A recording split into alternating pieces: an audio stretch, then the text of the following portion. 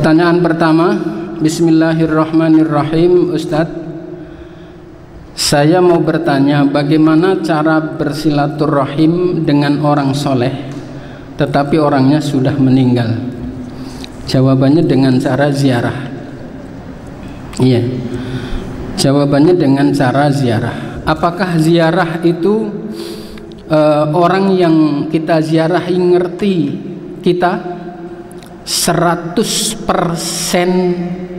mengerti dan menjawab salam kita, gitu. Imam Ibnu Taimiyah itu ulama-ulamanya teman-teman salafi. Tapi tentang hadis yang kalau orang ziarah ya kenal, itu langsung seakan-akan berhadapan langsung, komunikasi langsung, gitu. Jadi kita itu kayak melihat orang yang berada di dalam kuburan, dia bisa melihat total keberadaan kita, tetapi kita tidak bisa, kecuali orang-orang khusus yang terkadang bisa. Tapi ini nggak perlu dibahas ya. Kalau yang beda anggap aja ini angin berlalu ya. Orang-orang khusus itu bisa berkomunikasi begitu ya. Contoh misalnya ada seseorang yang begitu ziarah di saat makam Wali Songo itu beribu-ribu, saya nggak sebutkan makamnya wali siapa, tapi Wali Songo ya, beribu-ribu orang ziarah. Lah ini satu rombongan yang dipimpin oleh si Ustadz Anu ya, itu mendapatkan panggilan masuk, gitu. Masuk maksudnya makam Wali Songo itu yang dikunjungin ini ada ring 1, ring 2, ring 3. Orang-orang yang masuk paling dekat biasanya terbatas pada ring 2. Tapi ini yang datang belakangan ya, datang belakangan ya, langsung begitu ke juru kuncinya ya, orang ini bilang, Pak, saya mau ziarah ke dalam. Juru kuncinya itu terkaget-kaget dan ketakutan.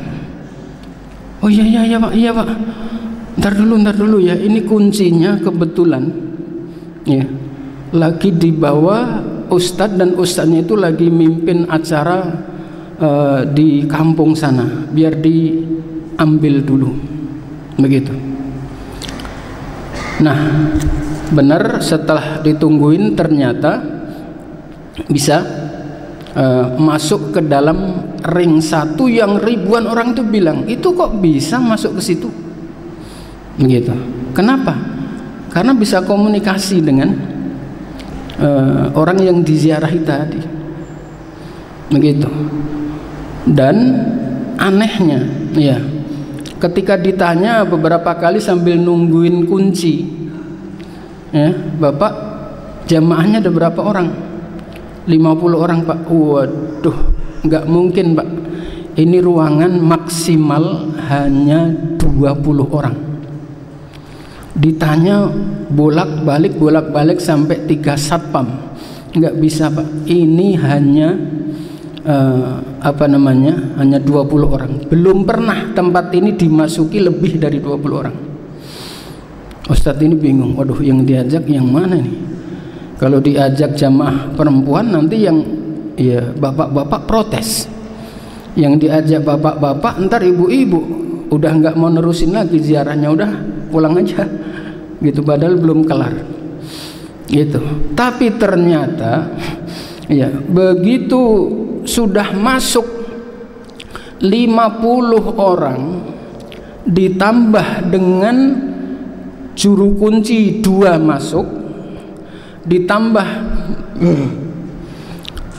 ada tukang juru kameramen lebih besar kayak kameramen TV itu nggak tahu misteri, ikut masuk ke situ, gitu, ikut masuk ke situ. Berarti berapa? 53, dan itu masuk semua. Dan ternyata begitu sudah kembali, ada salah satu jamaah dari Ustadz ini, Ustadz, saya tadi masuk itu bawa air aqua yang tinggal separuh, tapi itu bukan dingin. Begitu saya keluar, itu ternyata jadi es gumpal. Dan itu ternyata 2 orang yang begitu. Pertanyaannya, kalau air dimasukkan ruangan yang melebihi kapasitas, biasanya jadi anget apa jadi dingin? Jadi anget. Tapi ini jadi dingin, bahkan jadi es, gitu. Nah, itu orang yang, jawaban singkatnya adalah orang yang pengen ketemu dengan para ulama, ya, maka dengan cara ziarah. Dan Nabi pernah menyampaikan, man zaro aliman faka'annahu zaroni. Barang siapa yang pernah ziarah kepada orang alim, seakan-akan dia pernah ziarah kepadaku langsung. Hadis ini ditulis di dalam kitab Lubabul Hadis bab ulama. Saya pernah cerita kalau tidak salah, orang kena corona itu dengan cara nempel dari tangan, betul? Nah, 2 orang jabat tangan, nanti jabat tangan dengan 5 orang, jabat tangan lagi, sampai begitu. Nah, ternyata berkah itu tersebarnya begitu.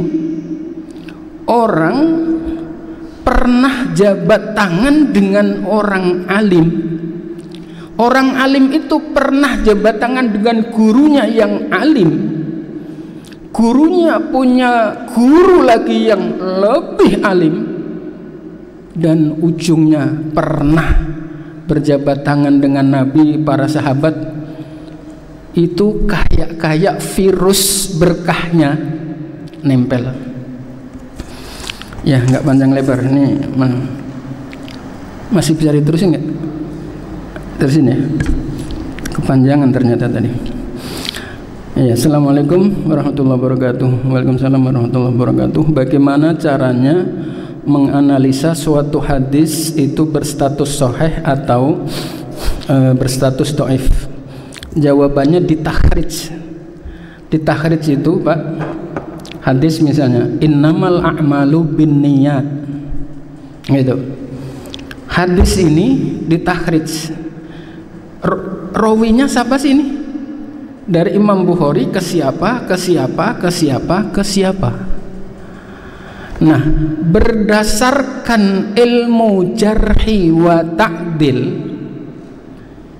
tapi yang bukan, mohon maaf ya, bukan yang tadi saya sebutin, tapi jarhi wa ta'dil yang dulu ulama-ulama salafus solehin, ternyata sahih, gitu. Tapi ternyata menurut jarhi wa ta'dil yang ulama-ulama salafus solehin kok ada yang cacat. Ya berarti tingkat kecacatannya itu sejauh mana? Cacat hafalannya sanad, ya, cacat hafalan salah satu sanad atau yang lain, itu akan mempengaruhi dia sahih, dia hasan, dia dhaif. Dhaif pun banyak tingkatannya, begitu. Ya, makanya hadis itu Bapak Ibu, pesan penting buat jamaah sekalian, jangan sekali-kali terpengaruh siapapun yang mengatakan itu hadisnya dhaif. Jangan. Orang yang suka mendoif-doifkan hadis, ya, dasarnya apa? Diantaranya kalau hadisnya itu menyebutkan yang berlebihan, itu diantaranya. Dia ingat-ingat itu, yang menyebutkan fadilah berlebih-lebihan itu berarti doif, enggak dipandang yang lain. Padahal, ya, Salatul rakaatayil fajri ya khairum minad dunya wa ma fiha. 2 rakaat fajar itu pahalanya lebih besar daripada dunia beserta isinya. Berlebih-lebihan enggak? Kategorinya seakan-akan berlebihan, tapi itu Sahih Bukhari. Gitu, jangan langsung divonis begitu saja. Makanya untuk mengamankan ya jamaah jangan gampang terpengaruh. Apa saja kriteria yang disyaratkan yang mengarahkan bahwa suatu amaliyah itu berittiba kepada ulama salaf? Ya kitabnya gitu. Ulama salaf kayak misalnya kitab ini. Ya. Kitab ini ya ditulis oleh Imam Ibnu Katsir ya abadnya itu sudah hampir separuh abad dari Nabi gitu. Maksudnya kalau misalnya 1400 ini sudah hampir apa namanya dihitungan 500 tahun yang dijadikan pedoman oleh penulis itu adalah menyebut ulama-ulama yang pada zaman sahabat. Itu berarti kriterianya itu adalah kitab atau amalan yang berittiba kepada ulama salaf gitu. Dan ulama salaf itu artinya adalah ulama kuno. Ya, ulama kuno karena pada zaman sahabat dan sebagainya. Ya, singkat saja itu.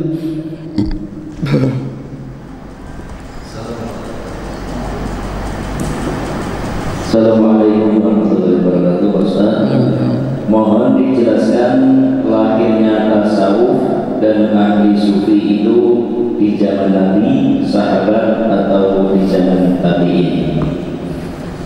Ya, sebenarnya sufi itu ya sufi itu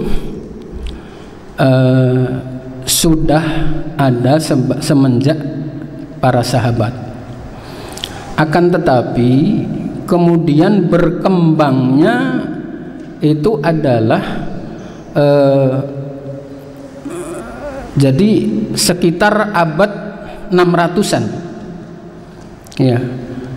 Jadi kalau di bawah Imam Hambali ya, jadi tokoh sufi yang fenomenal itu ulama yang luar biasa yang kita sebut dengan Imam Al-Ghazali.